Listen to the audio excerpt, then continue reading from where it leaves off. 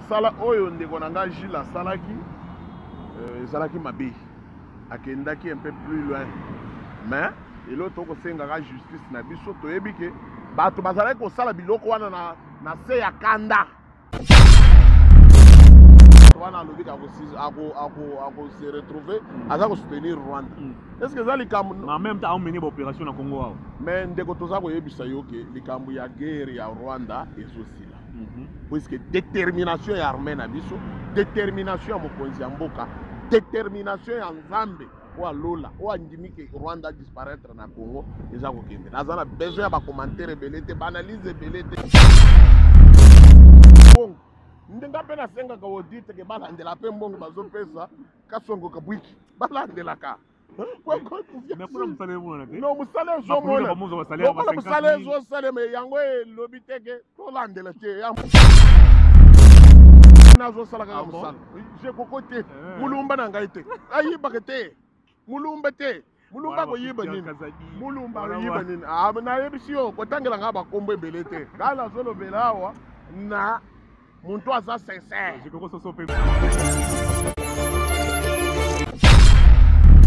Profondeur TV, la télévision aux informations crédibles. Mesdames et messieurs, bienvenue. C'est toujours un grand plaisir de vous retrouver dans le cadre de cette émission, le détail sur Profondeur Télévision. Nous revenons encore force pour reparler, commenter, interpréter les faits d'actualité qui restent dominés par la suspension du Parlement debout de l'UDPS. Vous le savez, le Parlement debout, c'est une structure informelle mais qui a tenu aussi l'UDPS, les partis présidentiels pendant un mois donné. Et hier, on a appris l'arrestation de Jules Kalou Moniere pour arrestation à la NTBAL. On va essayer de revenir sur cette question. On va faire le point sur la situation à l'est de la République démocratique du Congo. La RDC est agressée par le Rwanda, ce n'est plus un secret des polichinelles. On va essayer de reparler de cette question. Le 500 000 $ volatilisé au niveau de la division urbaine de finances. La plénière était prévue hier au niveau de l'Assemblée provinciale pour tabler autour de cette question, mais malheureusement, le député initiateur de la motion s'est absenté en raison d'un cas de deuil qu'il a connu au niveau de sa famille. Pour évoquer toutes ces questions, je reçois sur ce plateau arbitre du peuple Daniel Kabeya Ilunga. J'appelle affectueusement Molobeli. Mbote Mwanamboka. Mbote ndeko Hervé, mbote na balandi nyonso. Topesi bango mbote. Merci na invitation na yo. Na pesi pe mbote na Mama Denise Nyakero. Oyo mwasi moko ya bwanye mwasi ya mayelo alobaka mingi te mais misala ndezali koganga. Oyebi ke Mama Denise Nyakero aza basi moko rare ba pièce rare oyo tozali koluka na Congo tozali kozwa te kaka Congo quand même nde yaki kosala quand même moi lisungi ndenge tolobaka ke na lisungi ya Congo na biso zamba pamboli biso apesi biso Mama Denise Nyakero mujinga wetu te mwasi ya malonga mwasi ya bwanya premier conseil ya mokonzi ya mboka mais à cause ya entourage na ye nde kosala makasi ya Mama Denise Nyakero net ozomona mama Nadine Boboy oyo ale banko mama na kosala mosala kitoko makasi oyo azali vraiment proche ya Mama Denise Nyakero mwasi ya bwanya mwasi ya malonga ngala pesi mbote na mama na ishaki ala oza attaché de presse ya première dame. Ah ok ngai na pesi pe mbote nde tokoloba ke Banadine Boboy baza mingi te. Très bien. Bato duki basi aboya ya bwanya mayele tina Congo tomoni bango te. Mais grâce à Mama Denise Nyakero toyo ko découvrir ba Mama Nadine Boboy. Faut quand même qu'on fasse ça. Très bien. Alors toi attaquer directement actualité arbitre du peuple Tolamu Kiboye. Na niveau du Conseil national de sécurité, bah décision qui veut PM Daniel Asselo a annoncé biso que à partir c'était je crois la semaine passée, l'activité va parti politique et ça les seigneurs qui soutient ça la balabala, le parlement debout. Vous ne pouvez plus vous réunir des bonnes salles en 10e rue, na moi Carrefour de Belé à Kinshasa et Augustin Kabouya secrétaire général il a parti a confirmé une décision et doit prendre l'autre Jules Moniere, moi comme parlementaire debout na bino ma casse puis à UDPS, Bakangi. D'abord, décision où il y a suspendre le Parlement depuis. Yo, oyambi yango ndenge nini? Non, merci beaucoup na mutuna na yo, mutuna kitoko. Ko suspendre le Parlement debout ou soit tangunga na zu yango. Na saliwe yango, na pesi coup de chapeau na notre secrétaire général Augustin Kabouya wa ko gérer parti oyebi ke ndako na ndako ezala na mibeko na yango mosala nyonso tosala na parlement debout ezali mpona kobakisa un plus na kati ya parti mais soki parti elobi ke totravaille te mabezo parti bazali kogere yango na Augustin Kabou so bamoni ke eloko oyo danger ekoti bakosuspendre tosincline en tant que bacadre puisque Augustin Kabou aza n'importe qui c'est le secrétaire général po akogere parti biso nde tovandi bo toa bacadre soki nayebi ke non pouvoir na ngai euti pa secrétaire général lelo alobi ke asuspendre ngai nakosincline il faut kosincline toujours il faut kosincline. Netoyebi que le Parlement des Bundes Salara force a eu des PES pendant un moment, pendant la période de la crise, il y a une mobilisation de l'outaming dans le Parlement des Bundes. Pour te dire, il y a eu des PES, il y a parti de masse, il y a base même de l'Obarmoni. Si vous avez un moment où vous suspendez le Parlement des Bundes, est-ce que vous craindre que vous perdez mon feeling mobile? Ndeko Hervé, chaque commentaire révélé dans les camps de suspension, il y a Parlement des Bundes, non. UDPS fonctionne na autobengi national. Tobengi ba fédéraux, tobengi ba sectionnaire, tobengi ba cellulaire. Plus ba parlementaire de. Ce qui ba suspendaka ba fédéral, ba sectionnaire, ba cellulaire, wana to tout le monde gamu. Mais awo ezake structure informelle, oyo ba suspendre quand même. Ba le but pour na libérer non.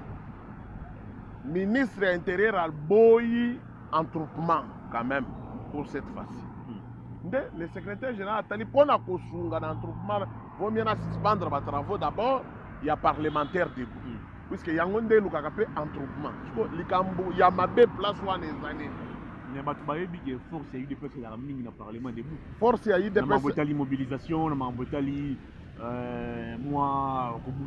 force, il y a eu des personnes. Force, il y a eu des personnes dans la profiter de Sabatuke. Et outils et Zalagana, cellule. Section fédérale. Point barre. Le Parlement du bureau Koufa, oui, et quand c'est normal, il mais le Parlement de Bouy côté la Koufa, et ça a toujours mais va s'incliner devant décision. Il y a l'archi Nabiso et l'archi Nabiso à partir. Et dans la foulée, de Jules Mouniere, mon parlementaire debout, mon militant à UDPS, il a fait parler aussi de son nom à travers la vidéo dans les réseaux sociaux, la vidéo ma bête malam va apprécier bakangi pour une incitation à la haine tribale. Alors tant bakangi est là et ça est attiré attention batou d'une manière à sa déclaration liée à Tamboli la province moi épelé parti et autres qui n'a pas kufa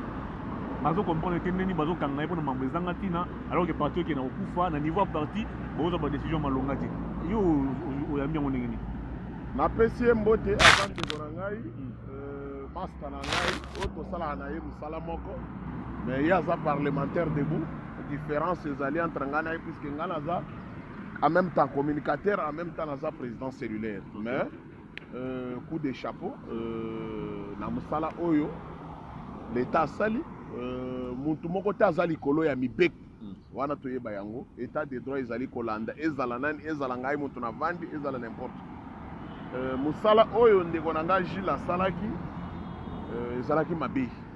akendaki un peu plus loin mais eloko tokosengaka justice na biso toyebi ke bato bazalaki kosala biloko wana na se ya kanda ya Rwanda. Il faut l'état peut comprendre que non biso nyonso tokomaki agité nyonso l'état n'a pekisi ba discours wana l'état n'a pekisi ba discours wana et nde alobi malgré interdiction wana Jules ayoka kité bon. Pour éclaircir l'opinion quand même, il faut qu'on l'accepte que non, Makambu Yagil est bandit avant. Alobaki yango avant. Koya ko interpeller ou soit kangé ego salem après. Bon, si ko iloko sepeli si justice na bisote zaba image. Ya bato ba bimaki na ba machete et ko adresser ba kende ko loka ba Rwandais ba na classe. Ba commerçant Rwandais o bazawa ko pesa ba adresse na bango bien rescindé loko sali. L'État n'a pas dit que non, comment est plus loin Marquan. C'est un peu ça. Il faut, moi, je suis kangi mutu bazo éduquer, ba éduquer na ndambo, ba bandela na ndako, ba bandela et pas na biso. Ba kolo pouvoir ba bandela na. Ko soki tango ba kokatisa ba kende kote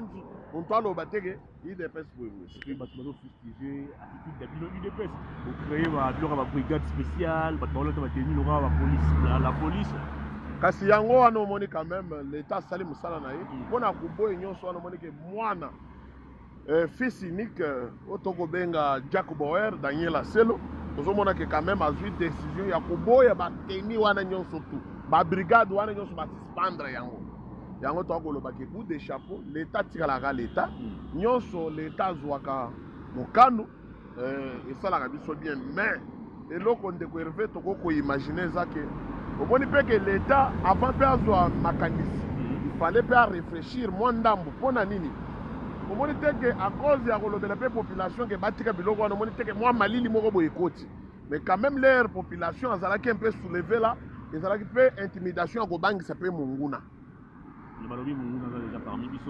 mais non monguna azalaka déjà banda kala toliaka na ye tomelaka na ye tolalaka na ye basi bakoma mpe na suki ya pembe mandefu ya pembe mpe se boti nalobi aza déjà wapika bakomela bakokololo awa monguna ya banda kala est ce que mboko ezalaka infiltré banda kala ezalaka infiltré banda kala toyebi ke toza na baétranger awa oyo tozoloba te baétranger net rwandais oyo aye na bon normal na ye aye kosala babusiness na ye aye kotanga kelasi wana na problème te mais baoyo baye très bien rapidement toza mambo ya guerre qui sikoyo Congo toza depuis toujours de 25 ans on est agressé Rwanda moi pays frontalier belé baza pe derrière makambo yango président de la République azalaki na sommet to pe na conclave na Nairobi na homologue na ye mosusu africain Kagame bazalaki Museveni bato ebele bazalaki kuna badécide badéployer sur terrain epai na biso na Congo awa force régionale oyo eza composé na bakenya basoudanais je pense mais bato baza na bainquiétude bapays nyonso oyo baotinda basoda na bango awa bagroupe armé oyo eza koopéré na mboka oyo baza kosidentifie par rapport a bamboka wana Soudan eza na baoyo babengi bambororo baza kosidentifie na ye parce ebele bagroupes armés ebele Ouganda ye moko pe bagroupes armés mosusu eza awa baza kosidentifie par rapport na ye alors qu'est-ce qui nous garantit que force to badéploye awa ekozala solution par rapport ya problème oyo biso toza nango na Congo souci na biso d'abord ndeko Hervé ezali ya kobimisa monguna oyo aza na kati ya mabele na biso barebele nyonso bato baza kotimola bomengo ya bakongole kobimisa bango libanda soki lelo batindi force régionale ya armée wana esangisa soki batindi bango eza bien po bango bakota sur le terrain na kati wana ntango moto ya Tanzania amoni ndeko na ye alobi yo oye kosani bimakende mpa na biso o Burundi amoni ndeko na ye Burundi ayebi biso yo Burundi tokeye mpa na biso Uganda amoni ndeko na ye Uganda yo bimake kasi mpona kosilisa makambo nyonso te mpona makambo ya o te tomonaki Rwanda te tomoni basoudanais te non il faut tozala bloc wana eya yango nde komona réellement ke non batanzania baza na kati barwandais baza na kati baburundais baza na kati sikoyo ezobangisa biso nani mais bazomona danger parce que soki totali na kati ya bagroupes armés oyo eza koopéré na est ya Congo mpo bazaka mo ebele eya bagroupes armés mosusu barevendication na bango ezoconcerne Uganda basala bitumba na kati ya Congo ntango ozwi Uganda oyo ye moko aza na problème na bagroupes armés wana botindi ye lisusu awa est ce que danger eza te ke mwa bon sikoyo ekozala danger ndenge nini aza ye moko te Uganda aza ye moko te so totali wana tokozala plateforme wana ekozala ya 5 pays 6 pays mais sikoyo ntango 5 plateforme wana 5 pays eye sikoyo moko tozobanga moko mpani baya tosala biso nyonso oyo tobengi quand même ke non to vérifier oui c'est tout mais ekokobangisa biso bakongolais te ndeko Hervé toyebisa bato bakolanda biso tokosenga bango basabone mpona banews ya boye mais toka koyebisa bango ke il faut bapesa mokonzi ya mboka confiance bitumba tozobunda lelo ya bitumba bandakala batika yango bandakala mais na minute oyo Félix Antoine Tshisekedi Tshilombo moko antombolo mo mai wakanyeni nde a décidé que non mopaya kokokipe lisusu ata kitene ya mabele na Congo te allez badelocalize bango mais puisque lobi danger eza te nga na pesa yo mwa exemple moko moke tozalaki déjà na opération ya mutualisation des forces na Uganda mpona barebele oyo ya je crois ADF je crois lelo mwa genre wana mais pendant que Rwanda à travers M23 baza ko agresser biso to moni mwana ya Museveni oza chef d'état-major ya armée ougandaise bazana biso awa na Congo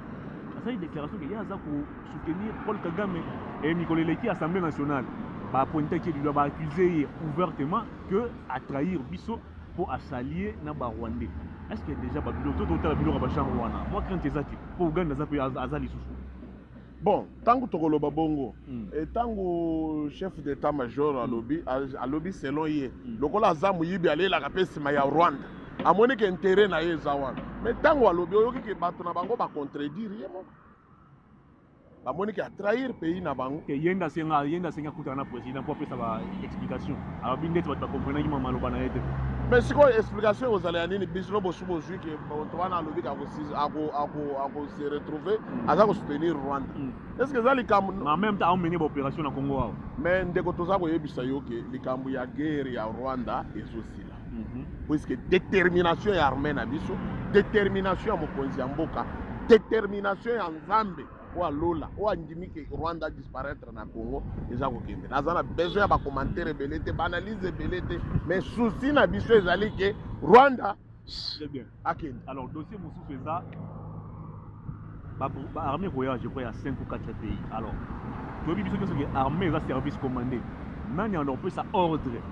nani on reçoit charge ya bato wana nyonso wana mbongo en termes ya mbongo parce qu'il faut pas oublier il y a quelques semaines la commission de défense de l'Assemblée nationale va salir rapport que mbongo est destiné à l'état de siège sur les 100% ya mbongo wana taka 32% ya pas mané commis na bisika guerre ezali 68% ligolo wana eliami na Kinshasa awa alors cette fois-ci qu'est-ce qu'on a pris comme précaution pour que tout se retrouve dans bakaya ba gens wana dit bon makambo etali un peu armé na kota kango na moi réserve makasi puisque eza domaine on a ça ko maîtriser en gros penza mingi te et là to ko senga yete bayeba ke ba soda na biso ba na front ba na zamba bazali ko bunda soki système auto beng système kabili ya kala soki ezongi lisusu na kati ya fatie ozala malamu te bayeba ke ba autorité ya armée bayeba ke mbongo bazozwa ezali pona ko servir ba mapinga na biso bazali na kati ya zamba babundaka na chintu na poche moi eloko moi kantu bianza na poche puisque l'air muntu akomona ta franc na ye ya pembe na poche aobeta masesa ngotala ta na sima yango wana toza kosenga ete soki lelo oyo ba oyo balie mbongo esengeli ba répondre na ba acte na bango mais eza domaine moko sacré oyo tokokolobela mingi te mais tokosenga na bato oyo baza bien classé basala suivi ya kotrake bato wana ba na système ya kimoyibi oyo bakoyiba mbongo ya mapinga na biso po eteke bango babundaka bango baliaka bandondwaka bazwaka nzoto ya kitoko bayoka lekeleke bichopochopo bato wana bango bamona pasi tokosenga toujours baservice oyo tobenga ya audit bakita ata makambo ya service national oyo bazwaka mbongo bapesaka songo kabwiki toyebaka combien kei bakutaki na deux temps fatia ye ezalaki so pe 2 ou 3 hectares mais présentement basali la soki ba 11 hectares bon mosala eza kitoko mais mbongo bapesa mbongo eza combien ekendaka ndenge nini faut toyeba mbongo ndenga mpe nasengaka audite ke balandela mpe mbongo bazopesa kasongo kabwiki balandelaka mosala ezosalema yango elobi teke tolandela te ya mbongo na biso ya bakongole fo tolandelaka badepute baleli babi balingai bapoursuivre banquête mais bureau ya assemblée nationale neti ya batia bango mokala bayeba te 68% eliami na Kinshasa awa nani ndali yango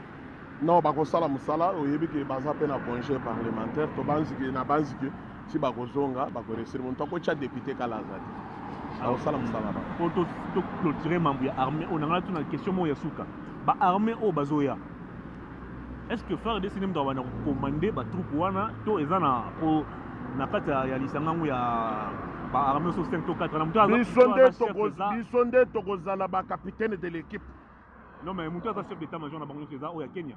nde tolobi nde basangani na ARC wana ok oyo ya Kenya wana akoyeba ke biso nde bakolo makambo akosala likambo te sans koconsulter biso toza wana biso likolo ya liso ozomona ye ya Kenya akoteka bizale na ya Kenya na Kenya mais ntango akozala oyebi ke Kenya mpe aza korespecte Congo makasi ana susi mpe ya makambo ya Congo makasi pays lokola Kenya aza pays moko exemplaire oyo balingaka pasi na biso te yango tokopesa bango toujours chance tolobi non chef d'état major akotika mitindi ya Kenya akolanda oyo ya biso pe quand même surtout kozala wana lisu likolo ya lisu trop na suka émission alors tous en mot question sur l'actualité lobby vendredi le 20 plutôt lobby le 24 oui Vital Kamerhe c'est la verdict na lobby pour na mambo procès na 100 jours wana selon you nous au monde là est-ce que Vital Kamerhe a retrouvé totalement liberté na ye au cas où il liberté na ye siko parce que 57 millions de films qui pour na mambo 100 jours wana lequel on va maïbo dossier ya Kamerhe etalinga ete etali UDPS te etalinga ipete dossier ya Kamerhe etali justice moto akangaki Kamerhe alobi Kamerhe ayibi batie na boloko bango nde bayebisa biso vérité tina su ke koya kutuna ngai likambo nini ya ngai Kamerhe esika akotaki na ndako na ngai yibi balobi ayibi misolo ya leta kasi nde nalobi misolo na ngai mpe eza kuna na ngai yango nde nalobi ngai namonaki makolo na ye na ndako na ngai te leta nde ayebi kote akenda kotiela maboko ye nde akoprouve biso tina su na suka ngai naza na commentaire ya kosala na dossier ya Kamerhe te Kamerhe soki baekite ye soki bakondane ye coup de chapeau justice ngai nazaka nsima ya justice mais justice atika théâtre nde tokosenga batika théâtre nde toboyi tolingi komona état de droit oyo eza ya solo me ngai boyi na Vital Kamerhe président ya ILC naza problème na ye te leta ka moto alobai moyibi ye moto akoyelakisa biso aza moyibi $500 000 sur assemblée provinciale est-ce que eza te bon ndeko oyebi tokovivre bathéâtre sur théâtre na assemblée provinciale mais esi eteyi biso sanction ekozala mokolo bakozonga esu pembeni ya population mais biso UDPS tozwi gestion ya assemblée sikoyo e ya Kinshasa sikoyo à travers mwana mboka Jekoko Molumbu na bino kozala leso na 12 députés kuna mboka wango tobisa sénateur moko te 12 députés bazoyokisa biso kaka soni toloba nini papa na ngai ke parmi toboti bana miemete moto yebi te non Jekoko azalaki te soso pembe likambo na mutu te ana te soso pembe ye ata bato bazoyiba ye kuna azosala kaka mosala Jekoko te mulumba na ngai te ayibaka te mulumba te mulumba koyiba nini mulumba koyiba nini nayebisi yo kotangela nga bakombo ebele te ngai nazolobela awa na muntu aza sincere soso pembe lokombo na mutu likambo na mutu te mulumba nayebisi yo kende nga aza wana tolingi lisu miziki te kobina te atroupement te otondisa boto ana besoin Kinshasa ana besoin ya kotondisa fule te Kinshasa eza na besoin ya misala okomona sikoyo Jekoko ndenge aye misala me nakosenga ke molimo eza na kati ya Jekoko ekota mpe na kati ya ngobila ale po makambo etambole bien molimo wana ekota sikoyo ngai akosenga ke ngobila atikala avanda na ye na kiti na biro l'homme du terrain Jekoko Mulumba azala sikoyo si na kati ya terrain ozomona bana ya dama bakosa mwana mbali wana tika te l'homme ye makila eza na kati na ye kokanga quinois de père et de mère souci ya bakinois on a terminé l'émission mais bakina kinois bakuna Jean-Marc Kabound pazali nani Jean-Marc Kabound napesi ye mbote toana politique Jean-Marc Kabound napesi ye mpe mbote ana kinga bo mais akutaki muntu na kinga kominimize koloba yeteke Kabound aza leader te aza leader mais akutaki Jekoko na kinga bo bon napesi bango kaka mbote nasengi bango basabone oyo nyonso balingaka ndeko Hervé bana béton carrière bosabone partout dans le monde nde la seule cadeau bokopesa ye ata mbongo empesa tosengi empesa te tosengi kaka sabone nde mpesa yango wana osabone opartage mpe baémission bopesa confiance na mokonzi ya mboka Félix Antoine Tshisekedi Tshilombo oyo aza kokamba mboka na limeme nyonso mosusu aza te bolanda bato mosusu wana te oyo baprésident eli non député eli national toza na mokonzi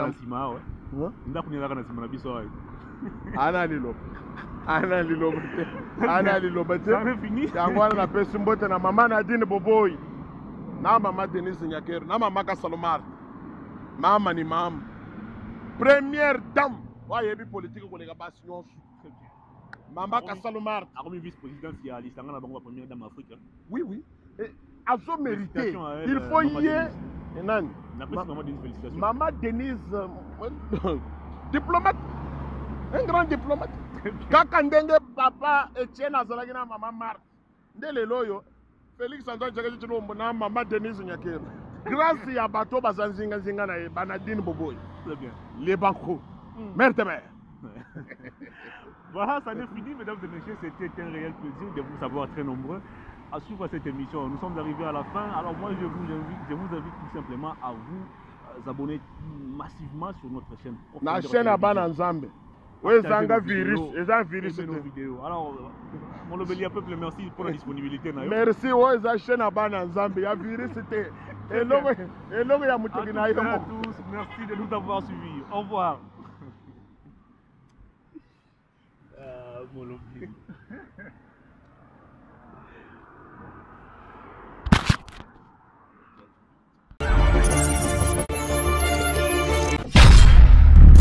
Profondeur TV, la télévision aux informations crédibles.